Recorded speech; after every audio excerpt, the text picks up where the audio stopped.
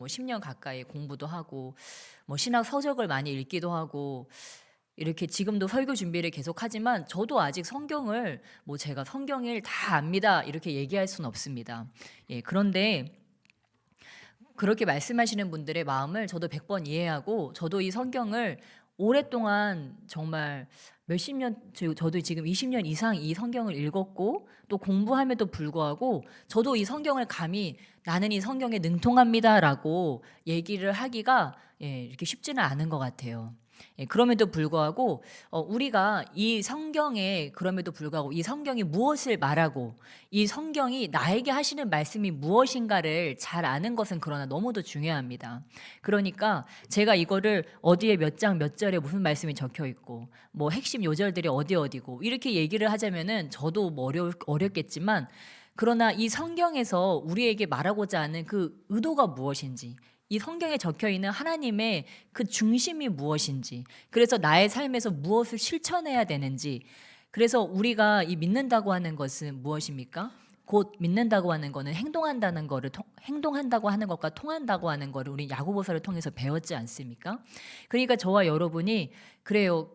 몇십 년을 이 성경을 배우고 공부해도 성경에 대해서 나는 능통합니다라고 얘기할 수 없을 수 있어요. 그러나 저와 여러분이 성경이 말하고자 하는 것이 무엇입니다라는 거는 깨달을 수 있다고 하는 것입니다. 그리고 어디 가서 저와 여러분이 이 성경에서 말하고자 하는 것은 무엇이고 하나님의 의도는 무엇이고 우리는 성경을 읽은 사람으로서 그리스도인으로서 이러한 삶을 살아야 됩니다라고 이야기는 할 수 있다고 하는 거예요.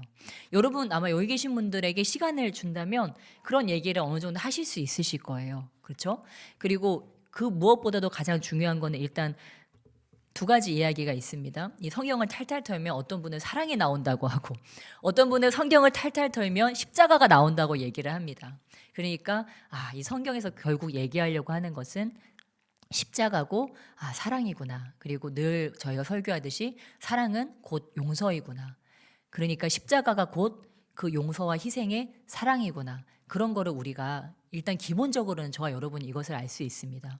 그렇다면 이 기본적인 말씀 두 가지만 가지고도 이 성경이 말씀하시고자 하는 거는 십자가고 그리고 사랑이라면 오늘 저와 여러분은 어떻게 살아야 될까요?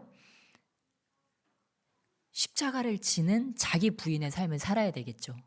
육신의 정욕과 이 성령의 인도하심이 내 안에서 싸우는데, 성령의 소욕과 육신의 소욕이 내 안에 싸우는데 이 육신의 소욕을 부인하고 이 성령의 이끌리심을 내가 따라서 살아가려고 하는 그것이 바로 나를 부인하고 십자가를 지고 주님을 따르는 삶이겠죠. 그것과 함께 무엇입니까? 이 십자가의 도는 또 무엇입니까? 인류를 구원하기 위해서, 다른 사람들을 구원하기 위해서 나를 죄의 제물로 드리고 다른 사람들을 구원하는 영혼 구원의 심벌이 바로 십자가이지 않겠습니까?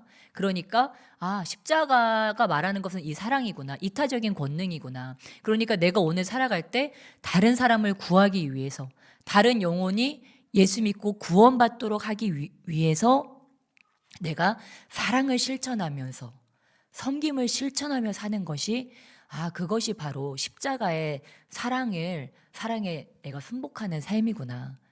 여러분 이 정도는 아시죠? 여러분이 어디 가서 이거 가지고 강연도 하실 수 있을 거예요. 그러면 저는 여러분이 성경에 대해서 잘 아시는 분이라고 믿습니다.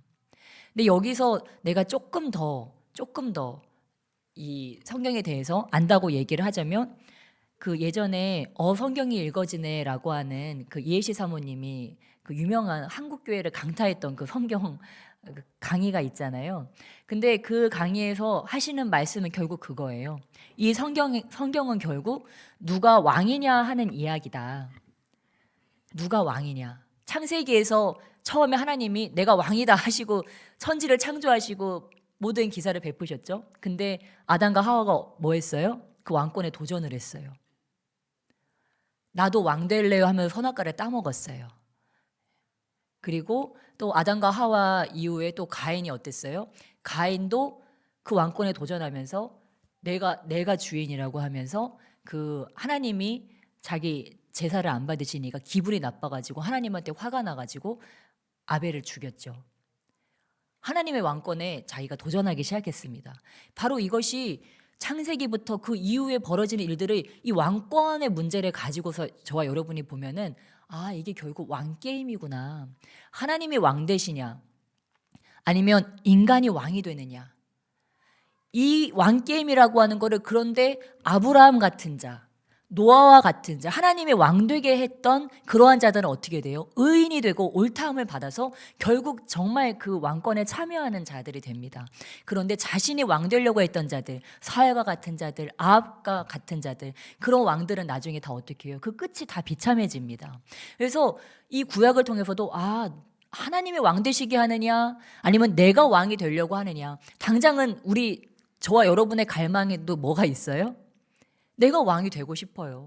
내가 기쁘고 싶고 내가 즐겁고 싶고 내 속이 시원했으면 좋겠고 내가 원하는 대로 모든 게 다 되면 좋겠죠. 하나님이 좀 내 필요를 빨리빨리 채워주시면 좋겠고 사람들의 인정도 좀 받았으면 좋겠고 내가 원하는 대로 인생의 그림들이 되어지고 내 자식들도 우리 가족들도 하물며 나라도 세계 정세도 내 마음대로 되면 얼마나 좋겠습니까?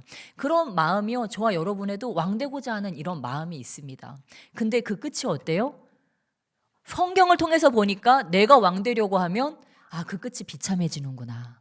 하나님이 왕 되시게 할 때 예수 그리스도와 같이 정말 인류를 구원하려고 나를 희생하는 그런 사랑을 실천할 때 나는 진짜 그 왕권에 참여하게 되는구나.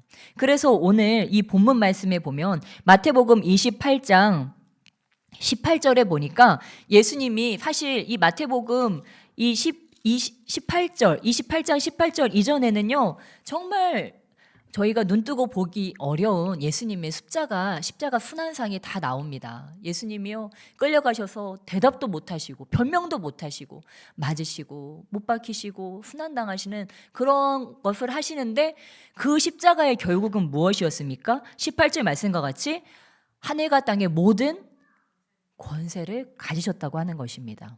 그러니까 저와 여러분이 분명히 알아야 될 것은 우리가 자기를 부인하고 십자가를 지는 것은 어렵습니다. 누구나 하고 싶지 않아요. 그런데 그 결과가 뭐예요? 이 하늘과 땅의 모든 권세를 덧입는 유일한 방법이 뭐예요? 진짜 왕권에 참여하는 유일한 방법은 자기를 부인하고 십자가를 지는 방법밖에 없다고 하는 것입니다. 많은 사람들이 이것 때문에 이게 빠른 방법으로 가느냐 아니면 이렇게 느리지만 정도로 가느냐, 이것 때문에 참 우리가 헷갈릴 때가 많이 있는 것 같습니다. 그래서 예전에 저희가 이 이루어가는 교회 오기 전에 한 목사님, 그 노방정도 다니시던 이제 그런 능력정도 하시는 목사님을 한 뵌 적이 있는데, 그 목사님이 성경과 늘 갖고 다니시던 책이 그리스도를 본받아, 토마스 아켄퍼스의 그 그리스도를 본받아라고 하는 그 책이었어요. 근데 그 책을 읽어보면 이렇게, 혹시 읽어보셨나요? 읽어보신 분들도 있고 안 읽어보시는 분들도 계실 텐데 읽어보면 참 좋아요. 왜냐하면 이분이 좀 성령의 감동을 받아서 이렇게 쓴 책이거든요. 그래서 옛날에는 뭐 성인, 성자 뭐 이런 분들로 취향을 받던 그런 분이 쓴 굉장히 좋은 책인데, 그 책의 191쪽에 보면 이런 말이 나옵니다. 그러니까 자신이 하나님께 질문도 하고 또 성령의 감동을 받아서 대답도 하고 이제 그런 책이거든요. 내 아들아, 너 자신을 부인하라. 그리하면 나를 찾으리라. 너희 마음대로 선택하거나 자기 자신의 이익을 추구하지 말라. 그리하면 너희는 항상 더 큰 것을 얻으리라. 너희가 이전의 모습으로 돌아가지 아니하고 완전히 자기를 부인하고자 할 때 더욱 풍성한 은혜를 너희에게 더하리라. 이렇게 말씀하고 있습니다. 그 이후에 또 이런 말이 있습니다. 너희가 이처럼 자신을 버리는 일이 빠르면 빠를수록 내가 너희와 함께하여 더욱 큰 축복을 줄 것이니라. 또한 너희가 더욱 완전하게 또 진실하게 자기를 버릴수록 더욱더 나를 기쁘게 할 것이며 더 많은 것을 얻게 될 것이니라. 네, 이러한 말을 하고 있습니다. 그러니까 그리스도인이 된다고 하는 것은 결국 이 십자가와 뗄 수 없는 자신의 육체의 욕망과 그 성령의 소욕 가운데 이 십자가를 짐으로써 나를 부인하고 그리스도를 따르는 것이 정말 그 과정 가운데 뗄 수 없는 거라는 것을 우리가 이 말씀을 통해 깨달을 수 있습니다. 마태복음 16장 우리 24절에서도 누구든지 나를 따라오려거든 자기를 부인하고 자기 십자가를 지고 나를 따를 것이니라. 그러니까 예수님을 따르려면 어떻게 해야 된대요? 나를 인정하고 모셔드려야 된대요. 네, 나를 부인하고 자기 십자가를 지고 나를 따를 것이니라. 그래서 저희의 이 영성 훈련 중에서 정말 중요한 것이 내가 하고 싶은 거, 내 열망, 내 육체의 욕망 이런 것들이 있는데 요즘 세대는 점점 갈수록 이런 것들에 충실하죠. 정말 나의 이익과 어떤 나의 욕망과 이 부딪히는 것들이 있으면 정말 그 어떤 다른 것들보다도 이 나의 열망과 나의 욕망을 쫓아서 가는, 그렇죠? 점점 뭐 옛날에는 예를 들어서 학교라는 공동체도 점점 그렇게 변하고 있지 않습니까? 옛날에는 뭐 교권이 있어가지고 선생님이 어떻게 말씀하시면 뭐 이렇게 따랐다고 했지만 이제는 그 모든 권위도 다 무너져서 뭐 학교에서도 아이들이 막 왕이어가지고 선생님들도 그 막 아이들 비율을 맞춰야 되고 조금이라도 그 아이들 비위에 이렇게 어긋나게 되면 촬영을 하든지 녹음을 해가지고 고소를 당하고 이제 이런 일들이 있으면서 이런 미국 같은 경우에서도 아직도 교권이 있는데 우리 한국은 이 차별금지법 이런 것들을 잘못 적용을 해서 교권이 무너지면서 이 학교에서조차 아이들이 가정에서도 못 배우는 권위를 학교에서도 못 배우는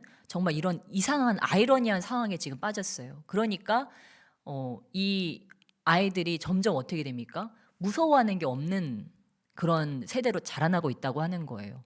어떤 질서나 아니면 어떤 더 큰 공동체를 위해서 내가 희생해야 된다거나 아니면 더 큰 유익을 위해서 우리 공동체를 위해서 이런 것들을 점점 배우지 못하는 이런 시대 가운데 우리 지금 아이들이 어떻게 보면 이런 위기 가운데 저는 있다고 생각을 합니다. 그래서 우리가 이러한 때일수록 정말 우리 이러한 나를 부인하는 것 이것이 내 안에서부터 이루어지고 또한 다음 세대들에게도 이런 것들이 잘 정말 전수될 수 있도록 하나님의 권위 아래 이런 것들이 정말 훈련되어져 가야 되겠구나 이런 것들을 또한 깨달을 수 있습니다. 예. 그래서 우리가 그렇다면 이러한 훈련을 우리 개인의 삶에서도 할 수 있을 텐데 저도 개인적으로 이런 훈련들을 하고는 하는데 육체의 욕망대로 쉬고 싶으면 쉬고 먹고 싶으면 먹고 놀고 싶으면 놀고 여러분 이러한 삶을요 조금만 살아도 인간은 거기에 금세 길들여집니다. 그런데 반대로 내 육체의 열망이 아닌 하나님께서 무엇을 원하실까? 하나님께서는 내가 지금 무엇을 하기를 원하실까? 이것들을 여쭤보고 나의 어떤 나의 니즈와 나의 열망보다 하나님의 열망과 하나님의 니즈를 여쭤보고 거기에 반응하는 그러한 훈련을 우리가 하다 보면 그것에 또 익숙해집니다. 그래서 저와 여러분이 정말 우리 주님께서 나를 그리스도인으로 부르셨는데 우리의 마음에 어느 순간 타협하는 마음이 들어오죠. 그래, 이 정도로 신앙생활을 하면 되겠다. 그래, 이 정도로 신앙생활을 해도 이렇게 큰 문제는 없을 것 같다. 하고 우리 마음 가운데 이렇게 안일한 마음이 들어올 때가 있습니다. 그런데 사실 성경에서 이야기하는 것은 그것과는 좀 거리가 멀죠. 우리 예수님께서 오늘 본문을 통해서도 우리에게 예수님의 제자들, 이것은 어떤 특별한 사역자를 얘기하는 것이 아니고 예수님을 믿는 믿음을 가진 자들이 어떤 삶을 살아야 되는지에 대해서 사실 마태복음 28장 19절로 20절에 우리에게 이렇게 명확하게 그 방향을 제시해 주고 있습니다. 우리 18절에 읽었으니까 19절, 20절 함께 한 목소리로 읽겠습니다. 시작. 그러므로 너희는 가서 모든 민족을 제자로 삼아 아버지와 아들과 성령의 이름으로 세례를 베풀고 내가 너희에게 분부한 모든 것을 가르쳐 지키게 하라. 볼지어다 내가 세상 끝날까지 너희와 항상 함께 있으리라 하시니라. 아멘. 네, 여러분 여기 보니까 예수님이 십자가를 통과하셔서 결국 하늘과 땅의 모든 권세를 얻은 다음에 우리에게 말씀하신 것은 무엇입니까? 모든 민족을 뭐 삼으래요? 제자 삼아라. 나는 제자 있다 하시는 분들 손 들어보세요. 마음으로 손 들어보세요. 예, 모두 있으신 줄 믿습니다. 뭐 없으면 낳기라도 하시면 돼요.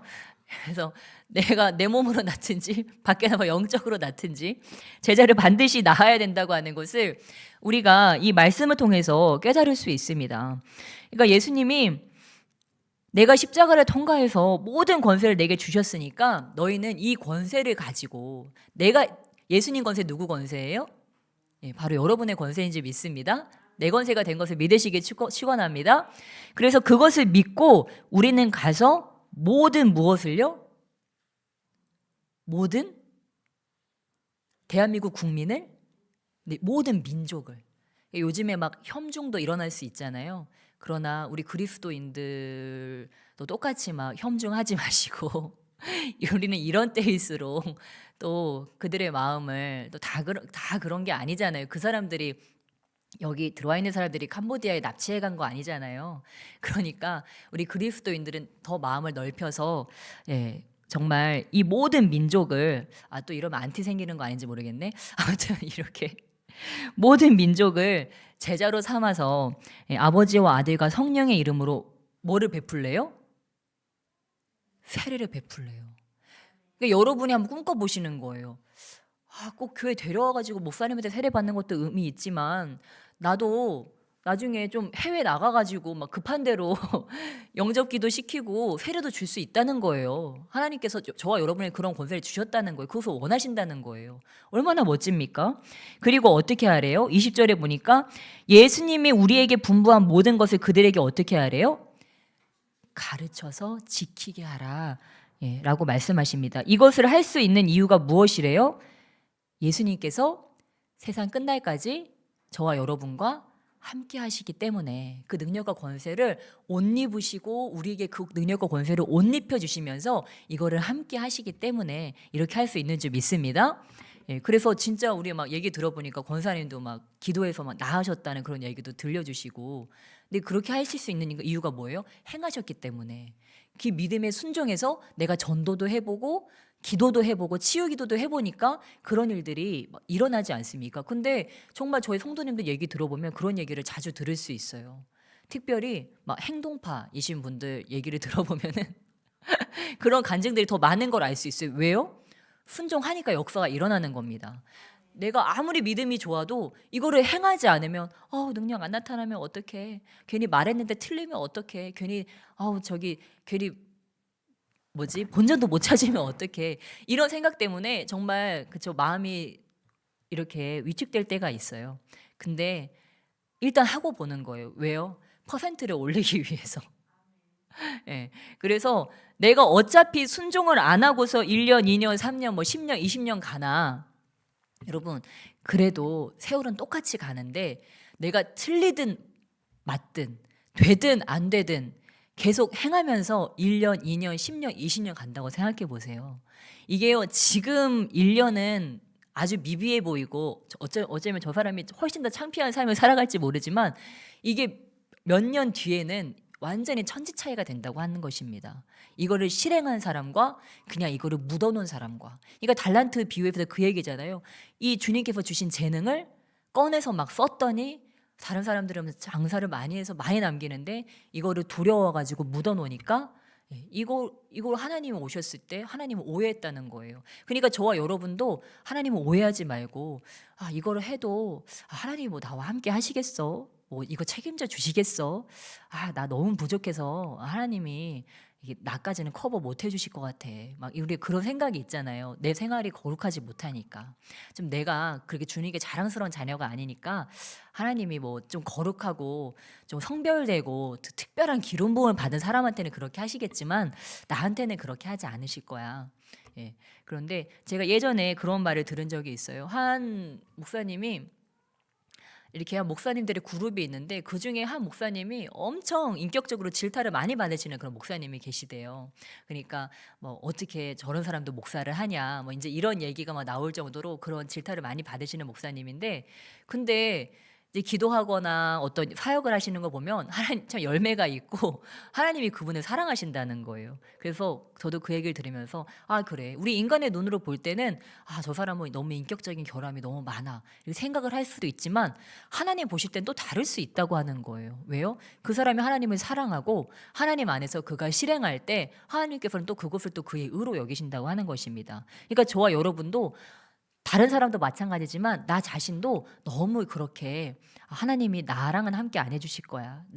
내 말에 책임져 주지 않으실 거야. 내가 손을 얹어도 내가 기도해줘도 아무 일도 일어나지 않을 거야 라고 생각하는 것이 아니고 아 이것이 불신앙이구나. 주님 이 말씀을 뭐예요? 오늘 이 말씀을 그냥 나의 말씀으로 받으시는 거예요. 왜요? 희망찬 교회에 있다는 그것 하나만으로도 이 말씀은 오늘 누구의 말씀이 되는 것입니까? 여러분의 말씀이 되는 거예요. 왜요? 이거는 주님께서 희망찬 교회에 주시는 말씀이세요. 희망찬 교회 어떤 성도에게만 주는 말씀이 아니고 우리 교회적으로 주시는 말씀입니다. 여기에 믿음으로 아멘하고 아멘 주님, 주님께서 저에게 하늘과 땅의 모든 권세를 주셨습니다. 그러니까 저는 모든 민족을 제자로 삼겠습니다. 하고 이제는 저와 여러분이 나가서 누굴 찾는 거예요? 제자를 찾는 거예요. 고여있는 물은 썩어요.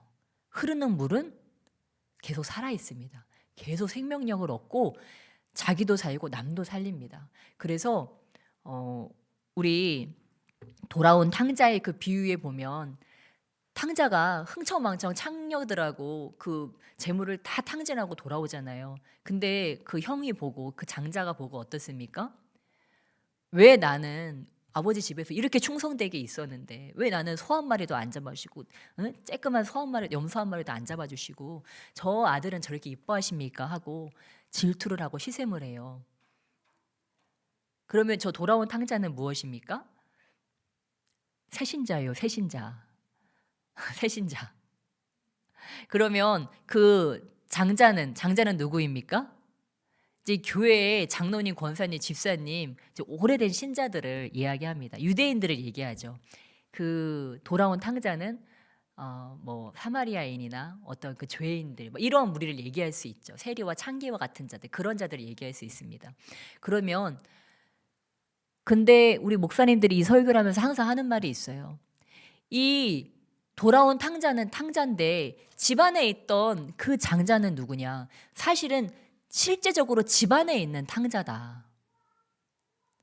돌아온 탕자는 회개하고 다시 돌아오기라도 했지만 그 집안에 있던 그 장자의 권리를 가지고 있던 그 사람은 집 안에 있음에도 불구하고 그는 사실상 영적으로는 사실상 탕자였다라고 이야기하는 거예요. 그거 어쩌다 그렇게 됐습니까? 아버지와 함께 잃어버린 아들을 찾으러 떠나지 않았기 때문입니다. 그에게는 그 마음이 없었다고 하는 거예요. 근데 우리 그리스도인들도요 무서워요.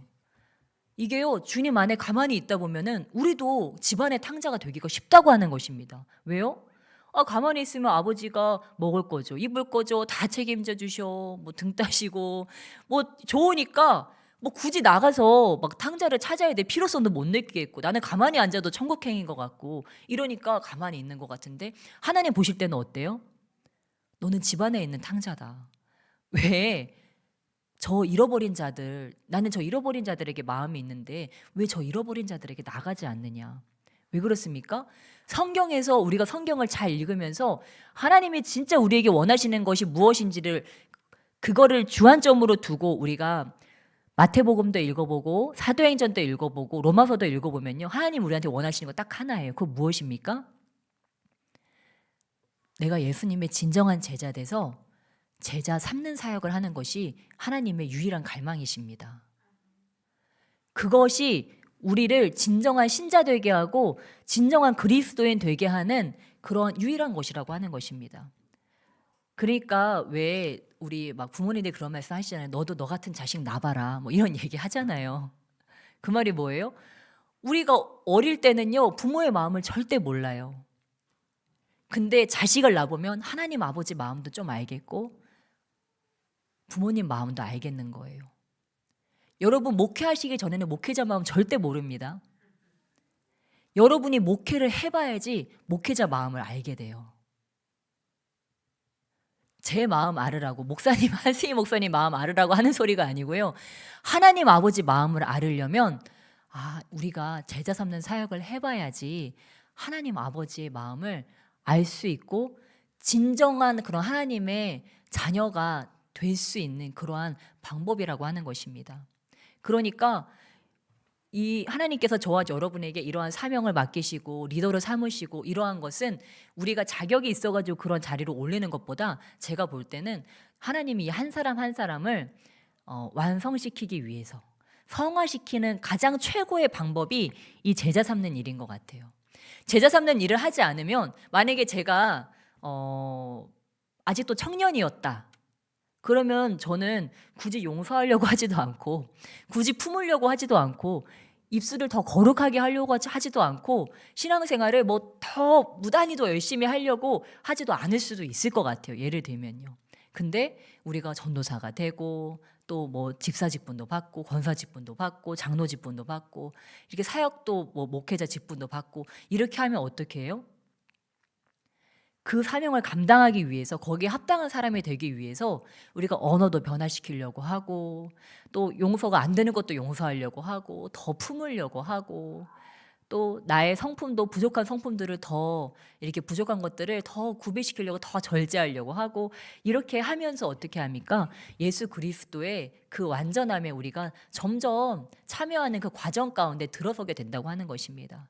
그래서 주님은 이것을 어떤 교회 리더들 한두 사람에게만 절대 이것을 원치 않으십니다. 우리 주님은 이 땅에 온 인류를 구원하기 위해서 그렇게 십자가를 지었던 것 같이 우리 전 우주적인 그 교회의 성도 한 사람 한 사람에게 주님은 이러한 관심이 있으시다고 하는 것입니다. 우리 한 사람 한 사람의 성화와 한 사람 한 사람의 제자됨에 대해서 또한 우리 한 사람 한 사람들이 진정한 선교사가 됨에 대해서 우리 주님은 너무 관심이 많으시다고 하는 것입니다. 그래서 제가 십자가로 아까 시작했는데 마무리는 이 선교로 마무리를 하기 원합니다. 사실 이 구약에서 하나님도 사실은 선교의 하나님이십니다. 아브라함을 통해서 뭐라고 말씀하셨습니까? 너는 복의 근원이 될지라. 그렇게 말씀하신 것과 같이 처음에는 우리가 구약을 잘못 보면 이스라엘만 선택해가지고 이스라엘이 막 복받게 하기를 원하시는 것처럼 보이는데 좀 더 살펴보면 이 이스라엘에 복을 주셔서 아브라함에게 복을 주셔서 아브라함을 통해서 열방이 복을 받게 하는 것이 하나님의 구원 계획이었다고 하는 것입니다. 그 다음은 무엇입니까? 또 복음서의 그리스도는 어떤 분이셨습니까? 선교의 그리스도셨다고 하는 것입니다. 예수님 계속 하신 일이 무엇입니까? 그분은 한 데이비드 리빙스톤이라고 하는 사람이 이렇게 이야기를 했습니다. 그는 선교사이며 의사이셨다. 주님 맨날 뭐 하셨죠? 맨날 복음 전파하시고 매일 사람들 고치시고 영혼이고 고치시고 이 두 가지를 하셨잖아요. 그렇다면 저와 여러분에게 있는 이 직분도 매일 복음을 전하고 매일 사람들의 영혼육을 고치는 것이 우리의 직분이구나. 이렇게 할 때 우리가 그리스도의 제자로 살아갈 수 있구나. 그래서 그는 이렇게 고백했습니다. 나는 그를 어설프게 모방하는 자에 지나지 않는다. 아니 그렇게라도 되기를 소원한다. 하지만 나는 그를 섬기는 가운데 죽기를 원한다. 그렇게 이야기했습니다. 그리고 또 사도행전의 성령님은 어떤 분이십니까? 바로 선교의 영이셨다고 하는 것입니다. 그래서 이 사도행전을 통하여서 성령께서 선교하는 교회를 만들고 그 교회가 복음을 증거하도록 막 내모는 것들을 우리가 알 수 있습니다. 그래서 예루살렘 안팎의 유대인들에게 먼저 전하고 그 다음 유대인들과 이방인들 사이에 사마리아인들에게 또한 그리고 마지막에는 이방인들에게 복음이 계속해서 전파되어져 가는 것들을 우리가 베드로를 통해서 고넬료 집안의 복음이 전파되는 것들 그리고 사도 바울의 그 선교 여행들을 통해서 복음이 계속해서 외부로 이 확장되어 나가는 것들을 보면 사도행전의 성령님도 선교하시는 성령님이었구나. 그리고 그 이후에 복음 서신서들에 보면은 그 성령님은 또 어떤 분이십니까? 또 그 서신서의 모든 교회들도 다 선교적인 교회였다고 하는 것입니다. 그래서 우리 그 데살로니가 전서 1장 8절에 보면 주의 말씀이 너희에게로부터 마게도냐와 아가야에만 들릴 뿐 아니라 하나님을 향하는 너희 믿음이 소문이 각처에 퍼짐으로 우리는 아무 말도 할 것이 없노라 라고 이야기하고 있습니다. 그러니까 이 서신서들에서도 계속해서 이 복음이 너희를 통하여서 외부로 이방인들에게로 펼쳐져 나가는 것에 사도 바울이 거기에 관심이 있었다고 하는 것들을 알 수 있고, 결국 그 사도 바울의 선교의 비전을 통해서 그 서신서들이 쓰여진 그 교회들이 세워졌다는 것도, 선교의 열매로 쓰여졌다는 것도 저와 여러분이 알 수 있습니다. 물론 지금 예배하고 있는 저와 여러분도 그 한국 선교의 열매로 지금 이렇게 예배를 드리고 있지 않습니까? 그 성령님은 지금도 여전히 한국 교회에서 선교의 열매로 예배드리는 저와 여러분도 선교하기를 원하시는구나. 오늘도 우리를 통해서 선교하기를 원하시고 우리가 영혼육을 고치는 의사로서 준비되어져 나가기를 원하시는구나. 그것들을 믿으시기 주면 축원합니다. 그리고 조금 더 도전하자면 저와 여러분이요, 준비가 좀 덜 되었더라도 행하시기를 축원합니다. 하다 보면 부모는 부모 공부를 다 하고 부모가 됩니까? 부족한데 그냥 부모가 덜컥 애를 낳아버렸잖아요. 애를 낳은 다음에 어떻게 해요? 애를 낳은 다음에 공부를 시작하는 거예요. 애가 이럴 때 아플 때는 이렇게 하고 배고플 때는 이렇게 하고, 이런 거를요 키워가면서 또 배우는 것입니다. 그러니까 예를 들어 내가 섬기는 영혼이 있는데 이 영혼이 힘들어요? 그러면 그때만 부르짖어 기도하면서 내 신앙이 자라는 거예요. 하나님께서는 우리가 그렇게 되기를 원하신다고 하는 것입니다. 우리에게 있는 이 적은 힘으로라도 한 명이라도 제자 삼으려고, 전도하려고 하면서 그 영혼을 전도하고 또 그 영혼이 자라기를 바라는 그 하나님의 아버지의 마음을 받으면서 그 영혼이 자라게 하려고 막 무진 애를 쓰고, 왜 성격이 변해야 됩니까? 지금 이 모습 이대로 살면 편하죠. 그런데 이 교만과 이 혈기와 이 완악함을 우리가 왜 변화시키려고 합니까? 이 모습 이대로는 선교를 할 수 있어요, 없어요? 선교를 할 수 없으니까. 그래서 저도 주님 만나고 제일 기도 많이 한 게 성격 놓고 제일 기도 많이 했어요. 왜냐하면 하나님의 일을 하려면 성경을 보니까 결국 전도를 해야 되는데, 한 영혼이라도 구해야 되는데 이 모습 이대로는 한 명도 전도를 못하게 생겼네. 오히려 더 실족시키게 생겼네. 그러니까 하나님, 전도해야 되는데 이 모습 이대로는 전도를 못하니까 나를 좀 변화시켜 주세요. 그래서 맨날 결국은 하나님 전도하게 해주세요 했다가 결국 마지막은 나를 변화시켜 주세요. 나만 변하면 되네요. 이 기도로 항상 끝이 났던 것 같아요. 지금도 마찬가지인데, 무엇입니까? 저와 여러분에게 이러한 하나님의 의도에 대한, 나를 위해서 나에게 원하시는 게 무엇인가? 나를 구원하시고 나를 기뻐하시고 신부 삼아 주셔서 막 나랑 즐거워하시고, 그 다음에는 나한테 원하시는 것이 너와 같이 그 전에 피투성이로 죽어가는 자들 있잖아. 그런 자들도 너와 같이 아름다운 신부로 만들자. 고귀한 신분으로 만들어주자. 그러면서 우리를 격려하시고 능력과 권세를 막 입혀주시는 거예요. 치유의 권세도 주시고 축사의 권세도 주시고 말씀의 권세도 막 주시고 찬양의 권세도 주세요. 뭐 하려고요? 영혼 구원하려고요.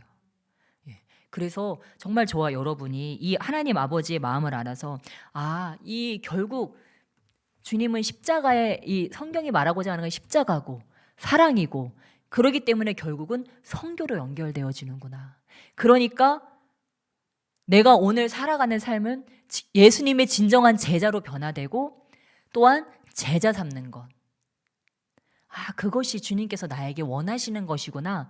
그러면 여러분, 우리가 원하는 성경에 수많은 축복들이 있잖아요. 그렇죠? 사도 바울이 받은 축복, 아브라함의 축복, 또 요셉의 축복, 야곱의 축복, 그런 것들이 있잖아요. 그들이 다 그런 축복을 어떻게 받게 됐습니까? 선교 사명을 감당할 때 그들이 그 축복을 받게 됐습니다. 여러분, 이것을 믿으시기 주면 축원합니다. 저와 여러분이요, 복을 쫓아가면, 돈을 쫓아가고 어떤 하나님이 주시는 그 축복을 쫓아가면요, 그거랑 점점 더 멀어지는 느낌이 들어요.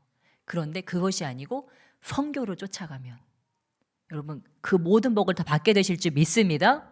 그 증거가 누구예요? 우리 현승원 씨잖아요. 현승원 이사님이시잖아요. 그렇죠? 그 부모님이 어려서부터 뭘 교육시켰어요? 선교사님들을 섬기는 선교를 가르쳤어요. 그 많지도 않은 그 집안의 재물을 가지고 그 선교사님들한테 플로잉하고 선교사님을 섬기는 거를 이 아이한테 교육을 시켰다고 하는 것입니다. 그러니까 어떻게 돼요? 어려서부터 그 선교적 마인드를 가지고 살아가고 그 집안에 내려오던 그 복, 선교의 복을 이분이 다 받아가지고 막 고민이라고 하잖아요. 그 돈을 선교사님들한테 어디다 플로잉을 어떻게 해야 되는지 이게 고민이라고 하잖아요. 그 훈련이 어려서부터 그 부모에 대해서부터 그런 선교적인 훈련이 재정적인 분야에 되어져 있으니까 하나님이 그에게는 흘려보낼 수 있었다고 하는 것입니다. 그러니까 저와 여러분도 내 자식이 좀 잘 먹고 잘 살았으면 좋겠다. 이것을 원한다면 그렇죠. 누구나 원하잖아요. 원한다면 내 자녀에게 선교적인 마인드를 심어주고 또 내 자녀가 어려서부터 이런 선교적으로 훈련되어질 수 있도록 영혼 육간에 또한 재물도 선교적으로 쓸 수 있는 아이로 자랄 수 있도록 한다면 이 아이에게 그것보다 더 큰 축복이 없다고 하는 것입니다. 선교하는 나라는 망하지 않는다고 했어요. 그렇다면 확대 해석하자면 선교하는 가정은 망하지 않습니다. 선교하는 가문은 절대 망할 수가 없고 잘 될 수밖에 없습니다. 우리 교회도 선교하는 교회인데 점점 더 우리가 선교적으로 더 나아가서 정말 또 부흥되고 복되게 될 줄 믿습니다. 그래서 저와 여러분이 정말 오늘 함께 기도하며 나아갈 때 십자가로 돌아가자라고 했는데 하나님 제가 이 십자가의 진수 가운데로 돌아가기 원합니다.